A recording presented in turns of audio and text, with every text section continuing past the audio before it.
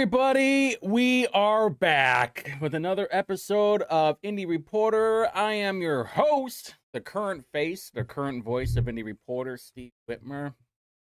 80s week, baby. 80s week. All of you guys voted in what kind of intro shall we have? It is 80s week. And I'm sure this video will get demonetized. No big deal, because we're not even monetized anyway. Let me just add something in there into the docket, because funny just. All right, so actually, what is the funniest thing that happened today? Well, we know that over the weekend, if you guys have been really not been paying attention, State Rep Ed Clear, who normally votes with Democrats, he announced, or he did this interview with News and Tribune, saying that the GOP has lost its way and he can no longer be a part of it. So he will not be running for re-election, and he will be running as an independent when he runs for the mayor of New Albany. So, we were all wondering, does that mean he is going to get kicked out of the caucus? Because if you're not a Republican, if you're denouncing the Republican Party, you're kind of a Republican not in good standing, which there are a couple of rules for that. But you would think that if you're going to denounce the Republican Party and say, oh, I'm an independent now, that's going to be a problem. Ducky in the house, Drew in the house, Special Power in the house. We're so back.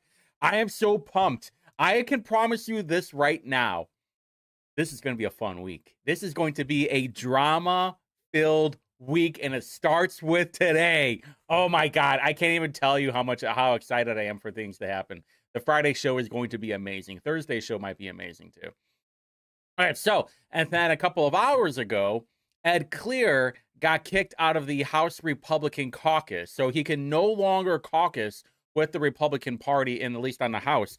And I know some of you are like, oh, he's not a Republican anymore. No, he is still a Republican, but he just can't caucus with them.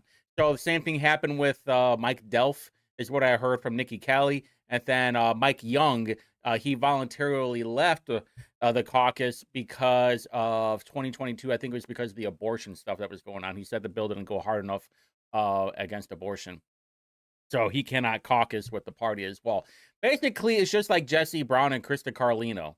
They're still technically Democrats. They still vote as the Democrat Party. They're just not able to be part of the caucus, part of the party when they meet up and make internal votes on stuff. All right, so we got that out of the way. What happened today? Well, pretty light day overall. Elections, judiciary, roads and transportation, and then Senate and the House were meeting. He's not kicked out of the party. He's just kicked out of the caucus. Same thing with Ed Clear. Really nothing that happened during the Senate, because they finished all their third readings last Thursday, which means pretty much a free day. But you still had to meet to get done with probably like the filing list and a couple of paperwork stuff, if I had to guess. A free day to get some lobbyist food. And it was somewhat warm, so not too bad just to come into the day for a few hours. Sucks for the people that have to drive real far, but what are you going to do? All right, let's go first off with Senate elections. So during Senate elections, only a couple of bills that were heard. Let's go with the easy to, I don't know, they're all pretty easy for the most part. The most drama-filled one was HB 1055, which had to do with option to conduct municipal elections in even years. Now, if you guys don't remember the history behind this one, last year they voted to have basically a summer study. It wasn't really a summer study, but it was just you could call it a task force. You can call it whatever you want. I don't care. But the job was for the Secretary of the State. It was to meet with a bunch of people and find out what do they want, basically. Pepe's back in the chat. Let's go. And what exactly do you want with your elections? It's like, and how can we make them cheaper? And they were talking about like getting rid of what was it, precincts, or well, one of the ideas was option to conduct municipal elections in even years. So like municipal elections, like next year in 2027, we have the city council and we have the mayor's race, a municipal election 2027. So it's like, well, what if we did it on the presidential year? What if we were to have it on the midterms? Because I don't know if you guys didn't know, elections cost a lot of money, whether the primary or the general. We can talk about the primary along. Doesn't really matter. So that was part of it. And during during the testimony during HB 1055, it was mostly they were trying to increase voter turnout as well, because instead of like, oh my God, I have another election, a lot of people will get voter apathy. And they said, well, what if we just combined everything all together? Local areas already have the oh, by the way, this is not a shall, not as in a municipal a municipal shall have elections at even years. This is a may. They may have a municipal election. Municipals may have elections in even years. So they're not forcing anybody to have elections on even years. They're saying you may have it, but I think from what they were saying, this is already an option. So not exactly sure what the difference is. Fede Kadora, he was complaining about voter access for mail-in voting, don't care, and also how long it takes to wait. He said last year it was taking people hours to stand in line. I will tell you what, right now, if you were to have municipal elections in even years, you will probably have more voting locations, if I had to guess, because like, well, we have the extra money. We're not having it in an odd year. We're doing it as all one lump sum. Why not? At the same time, there are just so many dumb people that don't know how to vote. And I'm saying this in the nicest way possible. People don't know how to put the ballot in the machine. It's really sad. It's really sad. It makes me have a tear down my eye. All right, so moving on to scanning ballots. This one is really weird. You probably won't care to be honest with you, but basically it is hold on, let me see my notes real quick. They won't officially so this was about like handing off ballots for early voting. When you do early voting, when you go to the machine before voting election day, and then you have to sign the envelope and stuff. I don't know for everybody else who lives in different counties, but basically, it lets counties process early votes like election day votes and scan them immediately, so we aren't counting everything at the last second. This doesn't mean that they're not counted on election day. It's that they're run through some kind of scanner, and then they kind of know. I'm not exactly sure how to feel about this one. I don't know. This is why I always say, just have a federal holiday for election day so we can just all go to the ballot box. It'd be so much easier. And then straight ticket voting. This actually isn't getting rid of straight ticket voting, even though I wouldn't have a problem if it did get rid of it. Basically, this is all about straight ticket voter tabulation. When they give the data out and they say, hey, guess what? We had this many straight ticket voters. This is pretty much about that. And it was interesting. We posted the video up on Facebook and Twitter, and David Shelton was explaining to JD Ford, like, how it gets counted as a straight ticket. And also, like, I can't believe how many people don't know how straight ticket voting works on the machine. Like, I've only voted, 4 or 5 times in my life. But, like, once you've done it once, you kind of remember how to do it. Like, when it gets counted as a straight ticket voting, which I won't go into the details about that. All right, next thing is motor vehicle equipment requirements. Just a lot of language jargon, doesn't really matter. However, the sale of Bureau of Motor Vehicle Information. I know a lot of you were getting all wound up on social media yesterday, saying it's like, I can't believe my information is getting sold. All right, so I went back and watched it. I was watching Judiciary, but the information is already part of the system. Nothing is being sold. The information itself is not being sold. What is being sold is the access to it. So you have everything in this hive mind: registration, insurance information, addresses, gender, and then some of these places, they say, I want access to that. And they say, all right, here you go, into the mainframe, matrix style, there's all the information. So they're not really selling it to you like here's a pad of paper with everybody, here's a disk drive, like some military what's that the dude who lives in Russia now, Snow or something, who like gets a little floppy disk and here's all the information. No, it's just built, it's all contained, and then you're giving information to it. Now the I think it was general counsel for the BMV, he was pointing out like this is actually good, because then like he was giving an example of officers who need that information, or like insurance. A lot of people need insurance for information, and tabulating all of that. It was like, I don't know. Like, don't you guys already get my information anyway? I mean, this little piece of toast that I have sitting next to me right now, like, I know you guys are listening to me right now. Even I said I don't want to listen. I don't want you to listen. But here we are. So that's basically what it was. All right. SB 76. Oh man, I forgot to pull this up. I had to take a quick shower. But this was the immigration bill. So this was the big one about immigration, and it was everything that we thought it would be. All the drama-filled stuff. It was just wonderful. So, if you guys remember, there was a bunch of drama with Todd Rokita and Liz Brown saying, hey, you know what? We want the Fairness Act. We want that Fairness Act passed, and J.D. Prescott's bill is the one to do it. So it passed the House. It went over to Senate, but Liz Brown was running Senate Judiciary at then, and she was like not going to listen to it. And then this rumor that Rokita put out said that she had a family member that was illegal. And then she said, no, that was not the case. There was like all this bungled up language that we weren't going to be able to get past and talk to a bunch of people. So, of course, all the drama with redistricting, and she's running for an election right now, a re-election right now. So everybody who doesn't know that this is part of the political game. J.D. Prescott put out his bill. Liz Brown put out her bill. And Rokita was talking crap about it. So what I knew what was going to happen was Liz Brown was going to get this one passed through the Senate.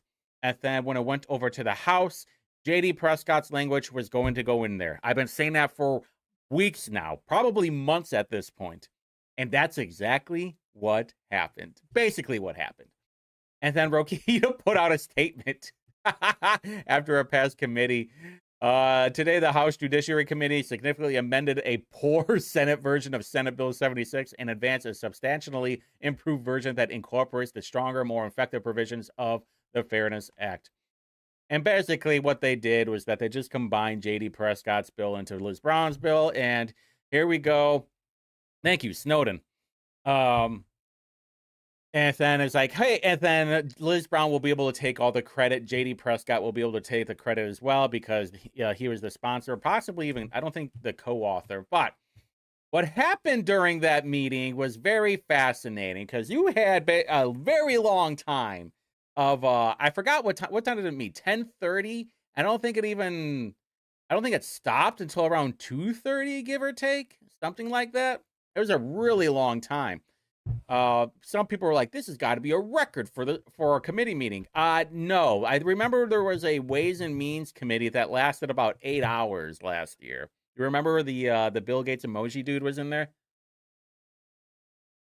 So let me grab my notes real quick because Democrats were obviously freaking out. They were basically like, no, we want to have the murdering rapists in this country. We want to have illegals that they get snapped and they were able to get all these benefits from just being here. Because didn't you know the borders are basically an invisible line? If you're an American, I'm an American. Even if you don't speak the language, you're an American too. And you should be able to have all the benefits that a regular American does. A hardworking, tax-paying American you should be able to get all those benefits too, paid for by the hardworking, tax-paying American. Because allegedly you're American. And that was basically the gist of it. That the very first dozen or so, or half a dozen that spoke at the beginning of the bill, Nate Roberts spoke, which was awesome. Clipped that, posted that out there. I have other ones too from Vicky Wilborn, Ireland Prescott. And then this awesome guy talking about the heritage of Indiana. I have to wait until it's archived, and then I'm going to clip it and post it tonight or tomorrow, whenever it shows up. Great testimony from a bunch of people. Just watching Vicky Wilburn and Maureen Bauer just lose their mind over there. Just their faces were melting. They were getting all smug. Trey Burton, crocodile tears. Oh man. Oh yeah, Special Power. You were watching it too. Oh, especially at the end, right? Special Power with Vicky. Oh man, dude, I made a joke. I texted somebody and I made a joke. It's like, really? We could have totally avoided this if someone had just done their job. I did clip Waters, actually. I haven't posted it. I forgot my laptop is what happened. So I was in a rush to get back. I just totally dropped my piece of gum. And I was rushing to get back and I forgot my laptop. It was all ready to go too. I have like 5 things that I clipped from that. Ireland had some good clarifying stuff, and then Prescott went like helped out Ireland. It was a really good. I know Special Power, right? It was so annoying. Special Power was in the chat too. I was chiming in every now and then into the chat. I need to get better with that, but most of the time I'm just listening while doing other things. I got really dirty today. And when's the last time a politician cried for an American? Exactly, Ducky, exactly. Nobody wanted to bring that up either. And I got a feeling everybody was hiding their they were keeping their power level down until it reaches the floor session, because I know all the Democrats are going to go out there. I hope all the Republicans go out there and just basically point the finger at all these crocodile-teared Democrats, saying it's like, oh, they're just trying to look for a better life, but yet they destroy the country that they're coming from.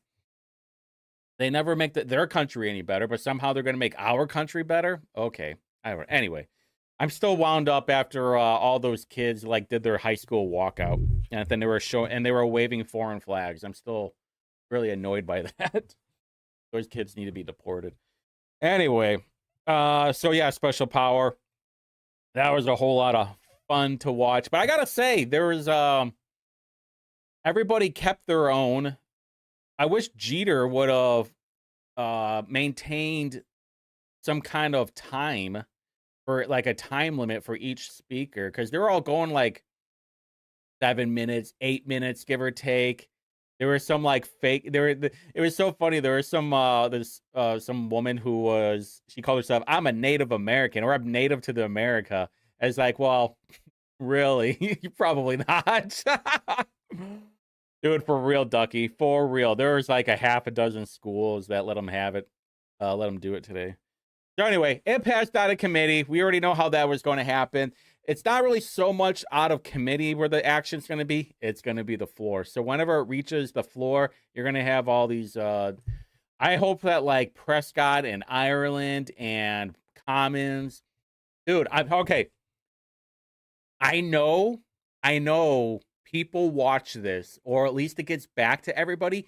If you want to get some free points on getting leveling up in the trust chart, you're going to go ham on this bill when it hits the floor. Listen, there's only one king of the trust chart right now. If you guys want to be at that number 1 spot, you know what to do. This is the time. This is the bill to do it. All right. If you want to join that king spot with Mr. Ireland, this is the spot. Don't worry. In March, we're going to have the trust chart, basically the 2nd anniversary of the trust chart. All right. So we did that. All right. So then finally we were able to go back to the house. And right off the bat, like I missed the first 10 minutes of the house, and like there's no bill number up on the screen. I'm just like, what is going on right now? And then all of a sudden Houston's like, all right, we have to take a recess. We can find out what was it? Point of personal privilege or whatever it was. And so they had to find out. Basically what happened was Mitch Gore had a bill to take away luxury vehicles. And it was about Micah Beckwith, but someone told me they already passed that bill last year. This was about local officials, and so it reached in a past second reading. So I'm like, okay, well, this is a 3rd reading. This is going to happen. Todd Houston, the Speaker of the House, is like, nah, it's dead, bro. It was so funny. I'd like to know what the reason was. I do. If I was a, fair man, I would say this was I don't like it. But I'm not. Mitch Gore was also the legislator last year who put an amendment out there that if a trans kid kills themselves because they were not able to play in the opposite gender sport, then the taxpayers would have to fund the funeral. For example, if there's a boy who's pretending to be a girl, and then that boy who's pretending to be a girl wanted to play a girl sport and they were not allowed to, and then they killed themselves, then the taxpayers would have to fund the funeral. That's what Mitch Gore's amendment was last year. It's clipped. It's out there. It's on Twitter. Go look it up. I'm hoping that Kyle uses that against him. But, you know, couldn't have happened to a nicer guy. All right, so what else happened over here?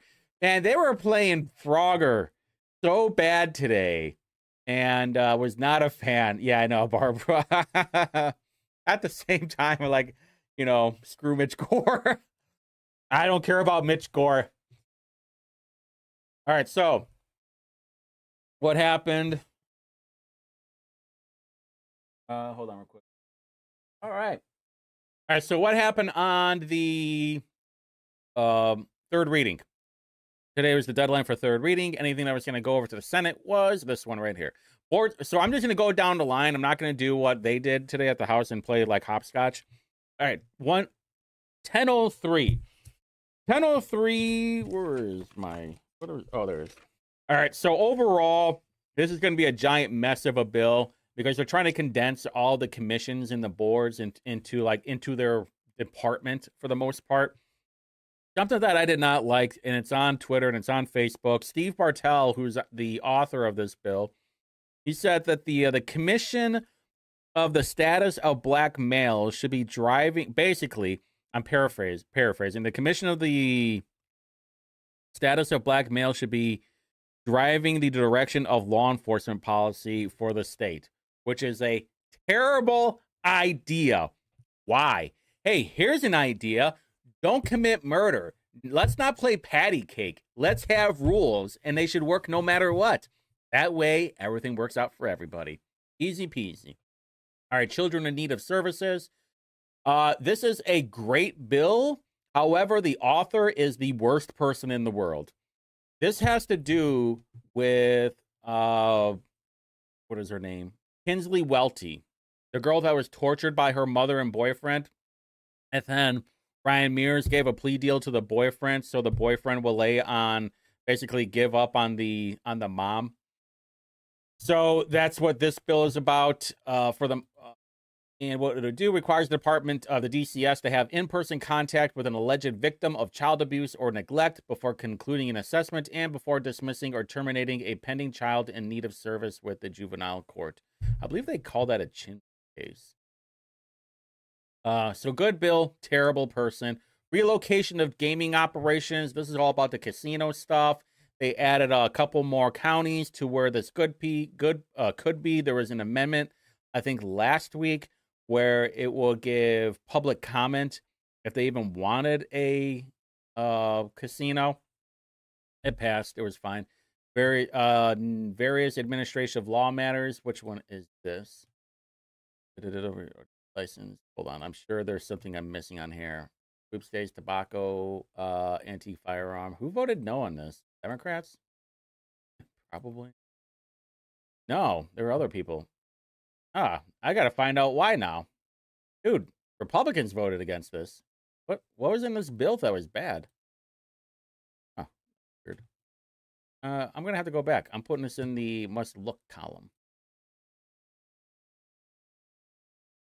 Moving on. Let's see. Bans of gratuity for public officials. This was specifically to do with a former elected official that did get money from someone for something, but then the Superior Court. Yeah, exactly, Ducky.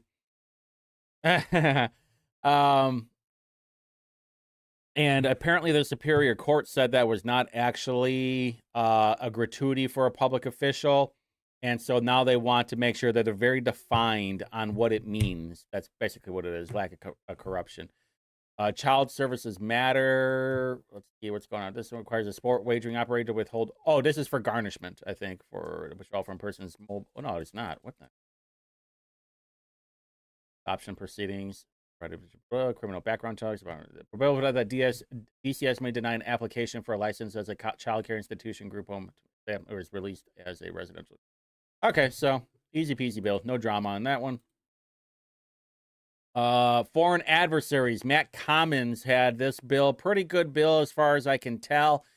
He went on a little bit about it. Don't exactly know what the bill is about. Delaney was questioning really hard and saying, okay, so basically, the Secretary of State, not Indiana, but the State Department of the federal government, they have to make sure that I forgot if someone's coming in from like China or something, and they're making sure that they're not like some spy. Well, because we've had this issue with universities, they want to force the universities to make sure they're doing a double check. And Delaney's like, "What do you mean you don't trust the Trump administration to do their job?" It's like, hey, you know what? We've had times where basically where spies have slipped through the cracks. Maybe we should have these people double checked. That's basically what it is. Ending reciprocity for no one. Wouldn't that be based? I mean, please. Yes, Drew, we need that. We need to have that next session without a doubt. All right, so that's basically what this bill. I don't think Democrats liked it because they're like, hey, we shouldn't be forcing these.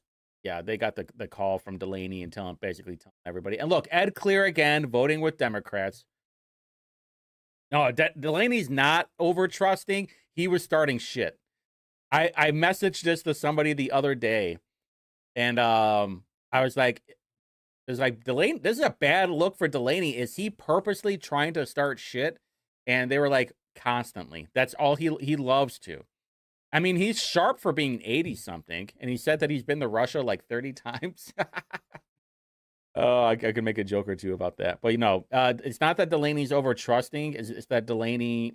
Well, I guess he's over-trusting as long as his party is leading the charge. That's basically what it is. All right, so moving on from there. Where is it? 1177. This one's really good. Child care assistance, if I remember right. This was the TIF. Yeah, this was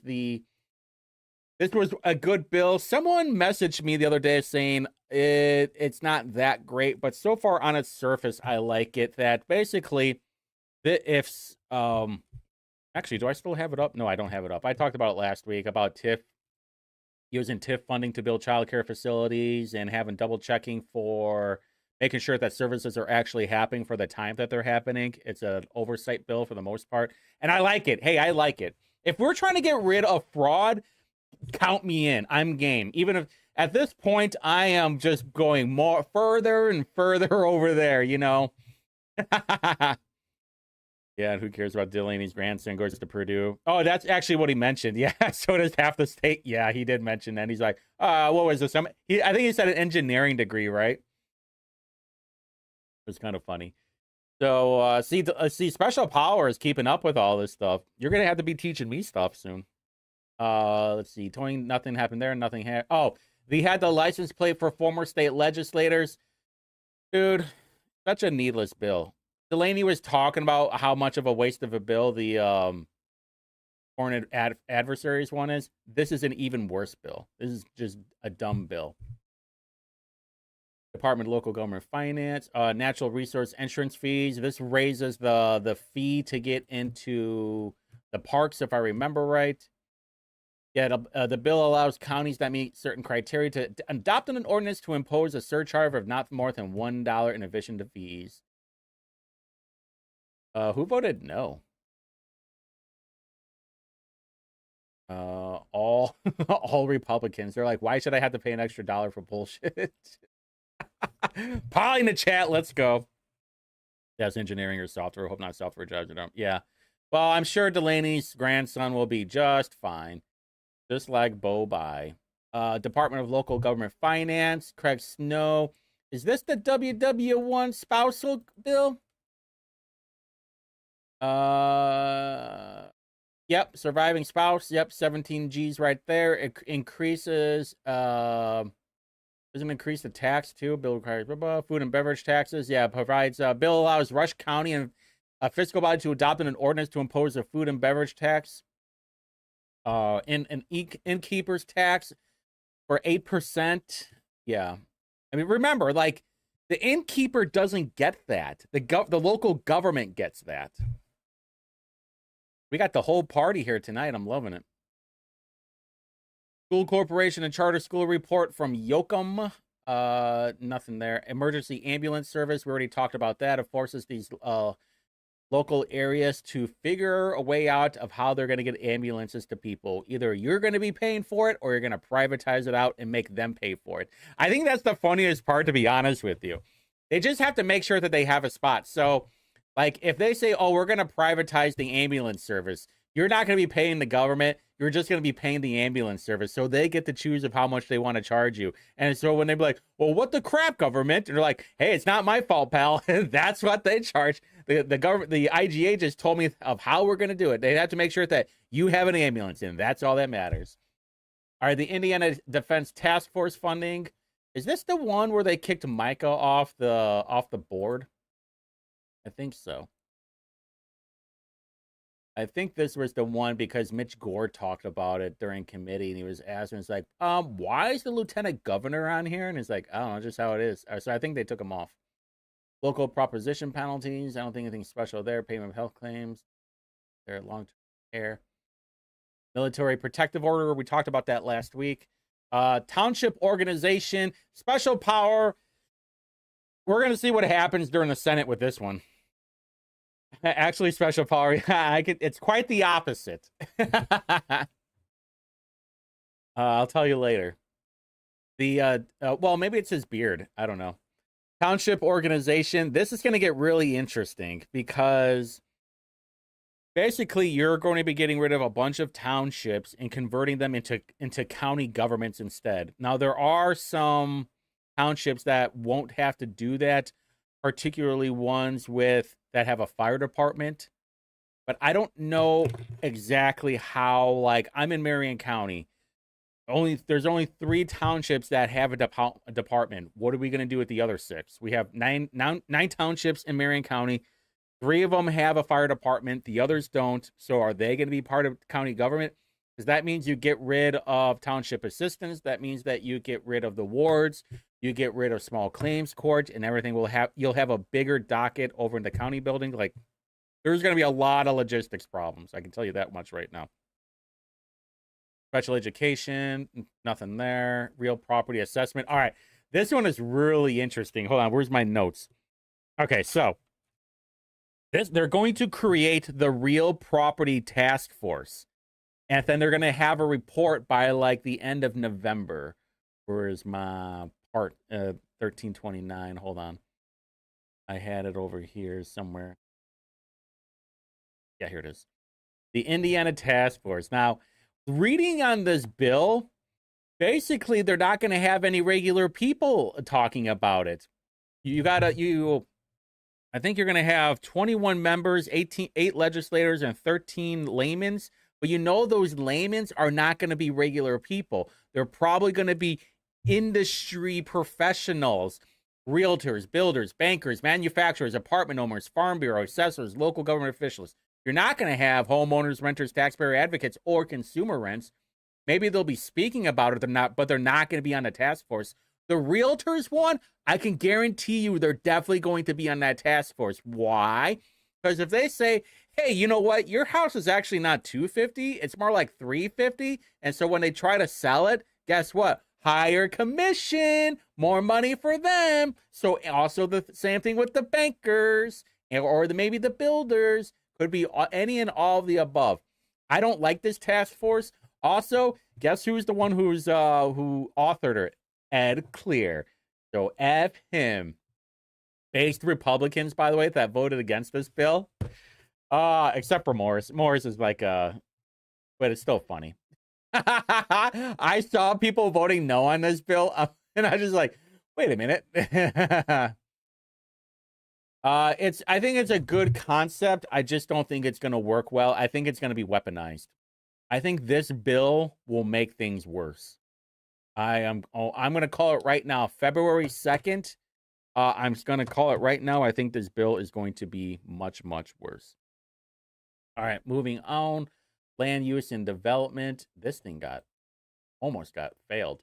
I missed this this meeting or the talk about it. What does this do?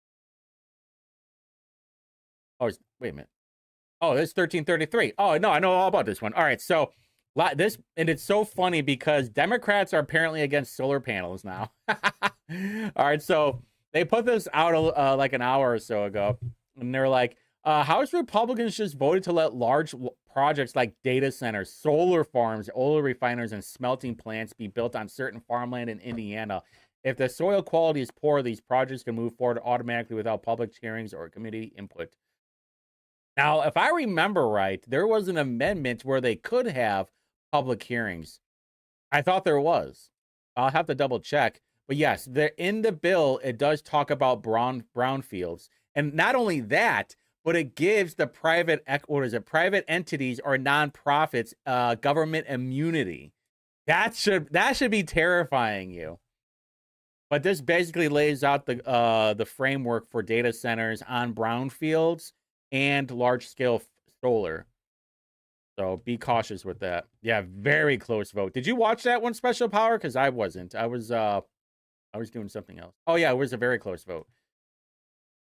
I already knew about it, and I figured it was going to pass, but it barely passed. So pretty good. Yeah, Cash voted against it too because she's going to have a very close re-election. You got to remember with Becky Cash, she's going to have it was close last time. It's going to be even closer this time.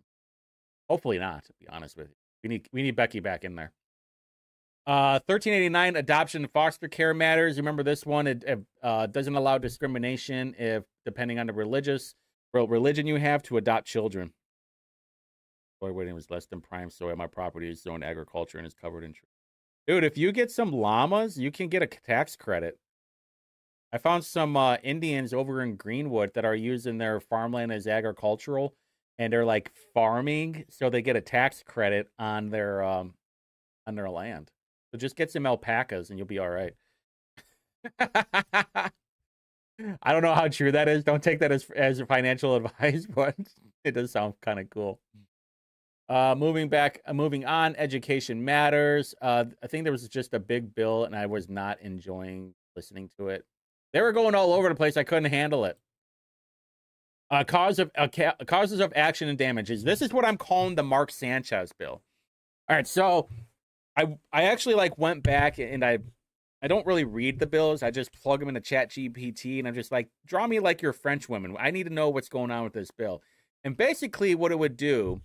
I mean, Layman was saying that it helps out the regular people so they're not stuck in court all the time. But in my opinion, this makes sure that companies do not get, they're basically not allowed to be sued.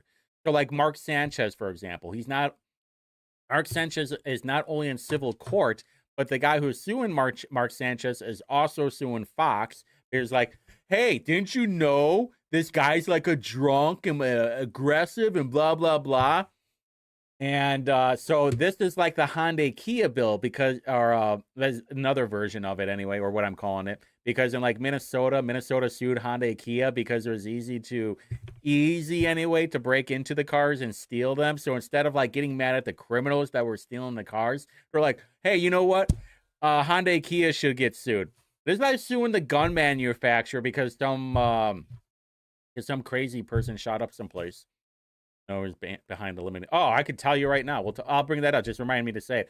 All right, then. And then Dvorak was like, this protects big pharma, just like the opioid problem. And then Layman hops on there and stops him and says, actually, it's in the language where it doesn't apply to the opioid people, so they can still get sued. They're so good. All right, so the Indianapolis Public Education Corporation. I was watching some of it. You watch some of these things so many times, and you have people talking about these legislators like Vernon Smith and others.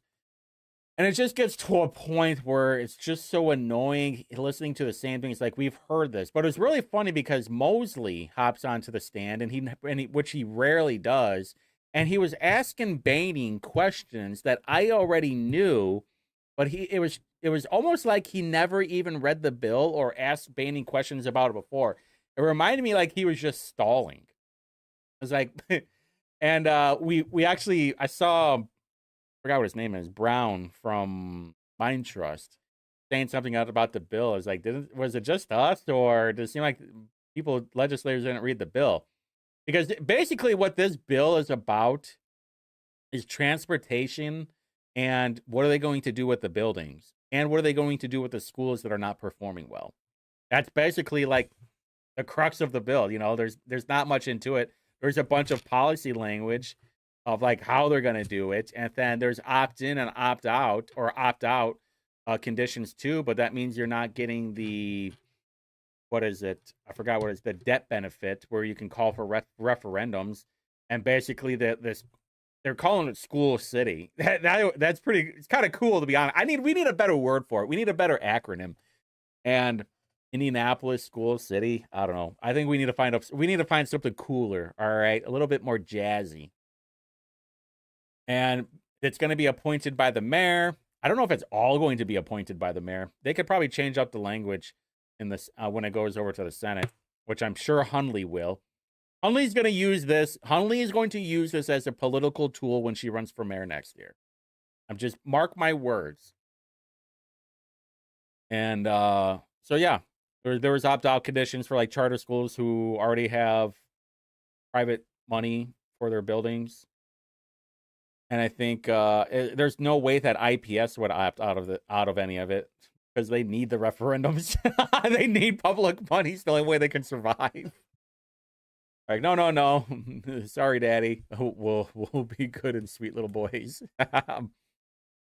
Is that what it is? Beauregard? What is that German or Polish? All right. So what is going on tomorrow, boys and girls? Well, we got the bill for the consent for pelvic, prostate, and rectal exams.